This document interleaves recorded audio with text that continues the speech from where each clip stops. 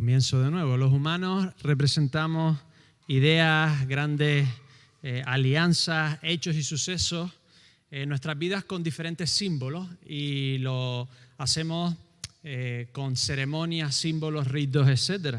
La entrega de una camiseta de fútbol y la foto delante de la prensa significa una relación compleja entre el jugador y su equipo. Significa que a partir de entonces va a intentar meter goles en la puerta contraria e intentar evitarlos en la propia. Vamos a ver lo que hace Messi este año, si es verdad esto o no. O por ejemplo, el anillo que damos en las bodas representa una alianza permanente entre dos personas de amor perpetuo, fidelidad total y exclusiva. Y al ponerme el anillo no solo se me cayó el pelo, sino que en nuestras mentes teníamos presente que estábamos representando con el llevar este anillo pues una relación rica y compleja que queremos llevar hasta el final de nuestras vidas. Y esto es lo que vamos a hacer exactamente aquí en esta mañana. El acto del bautismo, esta ceremonia que hacemos hoy, va a ejemplificar de forma visual y pública una relación rica y compleja que ellos han comenzado con Cristo. Los aspectos que representa el bautismo son bastante variados y en esta mañana voy a intentar explicar alguno de ellos y explicar específicamente qué es el bautismo cristiano que vamos a hacer. Hay diferentes tipos de bautismo en diferentes creencias y cuál diferencia el nuestro, el que estamos haciendo en esta mañana del resto. Pues creo que los versículos que mejor lo expresan son estos que voy a leer ahora. Hechos 2, 38. Pedro les dijo: arrepentíos y bautícese cada uno de vosotros en el nombre de Jesucristo para perdón de los pecados y recibiréis el don del Espíritu Santo. Marcos 1, 8. Yo a la verdad os he bautizado con agua, pero Él os bautizará con el Espíritu Santo. Marcos 16, 16. El que creyere y fuere bautizado será salvo, mas el que no creyere será condenado. Estos tres versículos resumen bastante bien lo que significa el bautismo cristiano. Lo primero que pasa y que hemos leído es que representa el perdón de los pecados. Pecar no es una palabra que utilicemos muy a menudo en nuestros tiempos y se puede explicar de forma diferente o de muchas formas. A mí me gusta esta. Pecar es la distancia que tomamos de Dios para intentar centrarnos en nosotros mismos. Dios, creador, si nos pegamos a Él, no podemos más que centrarnos en Él, pero nosotros todos, absolutamente todos, tú y yo, tenemos la tendencia a tomar la distancia, dar la vuelta, dar la espalda para poder centrarnos en nosotros mismos, para poder darnos el valor que nosotros creemos que tenemos, para poder enfocarnos en nosotros mismos. Esto puede ser una explicación general de lo que es pecado. Y todos hemos hecho esto, todos tenemos esta tendencia. Y intentamos alejarnos de la luz para que nuestra luz brille más. Y no nos damos cuenta que si nuestra luz, nuestra capacidad humana de pensar, de hablar, de pensar cosas abstractas, de fijarnos si hay algo más, de lo trascendente, viene todo reflejado de la personalidad de Dios. La luz que nosotros tenemos como humanos en realidad es un reflejo de Dios mismo. Así que cuando nos apartamos de Él, en realidad nos estamos apartando de la luz, de la vida, nos estamos apartando realmente de lo que podríamos ser en Él. Juan 1:4. En Él estaba la vida y la vida era luz de los hombres. Así que mientras más nos alejamos, más nos vamos apagando y solo conseguimos oscuridad y sombras en nuestras vidas. Pero hay algunos que aman más las sombras que la luz. C.S. Lewis en su libro El Gran Divorcio resume decenas de formas en que la gente se aleja de Dios. Algunas son choques frontales contra Dios, rechazo total, pero otras son bastante sutiles, en las que es difícil saber cómo acabas si no te das cuenta de lo que estás haciendo. Hay algunos que se alejan de Dios porque quieren ser fieles a sí mismos. ¿Habéis oído esta expresión? Lo importante es ser fiel a ti mismo. ¿Qué pasa con ser fiel a ti mismo? Que se enamoran de sus cosas buenas, pero también se enamoran de sus cosas malas. Y se enamoran de sus vicios en vez de enamorarse de Dios. Que Dios es aquel que eleva nuestras virtudes y elimina nuestros errores, pero prefieren ser fieles a sí mismos.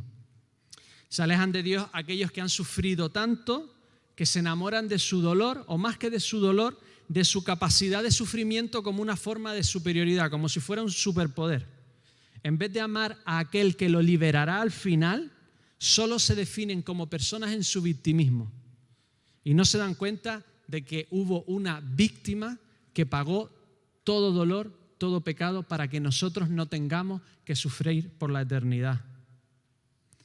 Se alejan de Dios aquellos que aman más la teología, la evangelización y la teoría que al mismo Dios. ¿No habéis conocido a personas que han trabajado tanto para Dios, se han enamorado tanto de la obra, que cuando no le han dado gracias por lo que han hecho, han dejado al Dios de la obra? Se alejan de Dios aquellos que prefieren los placeres momentáneos al placer permanente que es Dios. Y no se dan cuenta que si no disfrutas de Dios y de la forma en que Dios te dice que disfrutes de tu vida, al final esos placeres momentáneos van a dejar de ser placer. Y lo único que te vas a ver en una carrera de intentar llegar a ellos, a estos placeres que en realidad ya no te satisfacen. Se alejan de Dios aquellos que prefieren que se haga su propia voluntad a su voluntad. Y me encantó esta frase, bueno, más que me encantó, me aterrorizó. Dice C.S. Lewis, prefieren reinar en el infierno que servir en el cielo. Hay personas que prefieren reinar en el infierno que servir en el cielo. Y esto es la representación primera del bautismo. En el agua te limpias de tu pecado, de tu lejanía de Dios, de tu querer apartarte. En el agua te limpias de aquello por lo que te estabas alejando de Dios. Es una representación de que Dios te limpia de esa tendencia que tenemos todos en el corazón. Pero el perdón no es suficiente. Pedirle perdón en el bautismo cristiano no salva, no es lo más importante. Lo más importante no es meterte en el agua. ¿Verdad que si te quedas un rato dentro del agua es que le has hecho algo al pastor? Lo importante que es salir. Porque el bautismo de Juan ya era para arrepentimiento. Ya el bautismo de Juan, el bautismo judío, ya era un símbolo del perdón, pero eso no era suficiente para el bautismo cristiano. ¿Cuál es la gran diferencia? Lo dice Juan claramente, vendrá uno que os bautizará con el Espíritu Santo, y el que reciba este bautismo será salvo, y el que no será condenado. Juan 3:5, respondió Jesús y dijo, de cierto os digo, el que no naciere de agua y del Espíritu, no puede entrar en el reino de Dios. No es suficiente el perdón, es necesario nacer de nuevo en el Espíritu. Quien pide perdón a Dios todo el rato, pero no ha recibido a Dios, está igual que antes. Está perdido por la eternidad. Tú puedes pedirle perdón diariamente al agente de la zona azul. No sé cómo se llama el agente de la zona azul. No le ponemos ni nombre. ¿Cómo se llama? ¿Alguien lo sabe? El agente de la zona azul. No pagamos y le decimos todos los días, perdón, perdón, perdón, perdón. Pero si alguien no paga la multa, Hacienda te embarga la cuenta. El agua es el medio en el que se produce el nuevo nacimiento. ¿Verdad que todos nacemos en un medio acuoso? Representa no solo el perdón, sino representa ese nuevo nacimiento en Cristo. Cristo murió en la cruz para limpiar nuestros pecados, pero no solo para eso, sino para darte una nueva vida espiritual. ¿Y cómo lo hace? Juan el Bautista fue claro, dándote su espíritu. No solo te quita el pecado, sino que te pone su espíritu para que te unas a Él. Te da un nuevo nacimiento espiritual, que es la unión eterna con Dios. Y por lo tanto, pegado a Él, pegado a un ser eterno, tienes vida eterna. Por lo tanto, tienes una vida nueva espiritual, una nueva relación. Has resucitado a una nueva realidad. Sales del agua y eres nacido a una nueva realidad. Entras en el agua sucio de pecado, mueres a tus pecados y te unes en fe a Cristo. Naces en un medio acuoso uniéndote a Cristo, recibiendo su Espíritu, y por lo tanto Jesucristo resucitó, tú resucitas. Naces a una nueva realidad, a una nueva vida espiritual, y por lo tanto sales del agua. El bautismo es, por lo tanto, un acto simbólico que ejemplifica morir y resucitar en Cristo. Es la ceremonia de iniciación en una nueva vida de unión a Dios. ¿Y cómo se hace esta salvación tan grande? ¿Cómo pecadores como nosotros, que corremos en la dirección opuesta a la luz, podemos acercarnos a la luz sin quemarnos, sin quedarnos ciegos? El texto de Romanos lo explica y lo resume Pablo en una sola frase en Gálatas 2:20. Con Cristo estoy juntamente crucificado y ya no vivo yo, mas vive Cristo en mí. ¿Cómo te puedes unir a Dios? Porque Dios se ha unido a ti. Dios en Jesucristo te posibilita estar unido a Él para siempre. Cristo se convierte en nuestro sustituto. Él paga por nuestra culpa. Nosotros teníamos que haber muerto a nuestro pecado. Nos vamos alejando, que tendríamos que llegar a alejarnos totalmente. Pero también es nuestro representante. En Él nos unimos a su vida perfecta, la vida perfecta que tuvo. Y su victoria, y nos unimos a su victoria de la muerte, a vencer la muerte. Lo explico. Romanos 6:23. La paga del pecado es muerte. Si tenemos el deseo de alejarnos de Dios, Dios nos deja que nos alejemos completamente. Morimos y nos alejamos completamente de Él. Si Dios es el origen de la vida, si nos alejamos de la fuente, si nos alejamos de la luz, al final solo habrá oscuridad y muerte. Y nuestra rebeldía no podía ser perdonada y ya está. Nadie está contento con que Hitler al final en el búnker diga: lo siento, y los demás hubiesen dicho: bueno, pues no pasa nada, si estás arrepentido de corazón, borrón y cuenta nueva. O que un asesino diga: es que lo siento, bueno, pues entonces ya sales libre. No es suficiente con que nosotros digamos lo siento y nuestra vida de alejamiento de Dios, de siempre estar apartándonos de Él, siga igual. Lo siento, Señor, pero yo quiero seguir viviendo igual, siempre alejándome de ti, siempre centrándome en mí mismo. Si vamos a seguir así, mejor que nos alejemos completamente y muramos. Pero por fe nos unimos a Cristo. Él se convierte en nuestro sustituto. En nuestra muerte se convierte en el sustituto de la muerte que nosotros teníamos que morir. Pero no solo es nuestro sustituto, sino que es nuestro representante. En la vida que nosotros teníamos que vivir, Él nos representa porque Él sí la vivió. Y Él resucita y se convierte, por lo tanto, en nuestro representante y resucitamos con Él. Él muere, nosotros morimos con Él. Él paga nuestra culpa, nosotros la tenemos pagada. Él resucita, nosotros resucitamos. Él vive, nosotros vivimos. Él está ahora mismo a la diestra de Dios, nosotros estamos allí con Él. Él es el Hijo y nosotros, por lo tanto, también somos hijos. Gálatas 3:26, pues todos sois hijos de Dios por la fe en Cristo Jesús, porque todos los que habéis sido bautizados en Cristo, de Cristo estáis revestidos. Lo explico con un ejemplo. Es como una reunión de accionistas. Como no tenemos muchas acciones, vamos a decir una reunión de propietarios de comunidad, ¿no? Casi todos en algún momento hemos tenido una propiedad.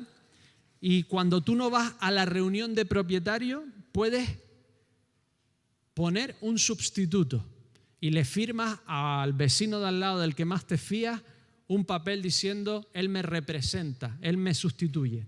Vamos a empezar con la sustitución. Él me sustituye. Por lo tanto, cuando el de la administración dice quién está presente, tú estás presente. Séptimo C está presente, porque estás sustituido por el que tú le has firmado.